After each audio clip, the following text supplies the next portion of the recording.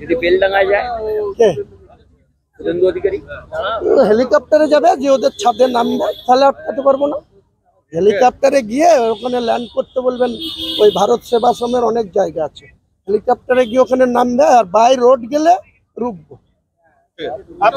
যেদিন যাবে সেদিন আপনারা দেখতে পাবেন। আপনাদেরও অনেক এখানে, যেমন আপনারা কলকাতায় হেডকোয়ার্টারে আছেন, তেমনি আপনাদের বিভিন্ন চ্যানেলের লোক তো মুর্শিদাবাদে আছে, তারা জানতে পারবে। আপনারা তাদের ক্যামেরার মাধ্যমে কি হবে আপনি জানতে পেরে যাবেন।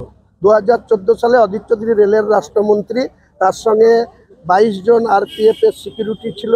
অ্যাডিশনাল এসপি ইন্দ্র চ্যাটার্জি সেই সময় অ্যাডিশনাল এসপি ছিল। ডিএসপি হেডকোয়ার্টার ছিল, ডিএনটি ছিল লালটু হালদার, যে এখন এখানে অ্যাডিশনাল এসপি আছে।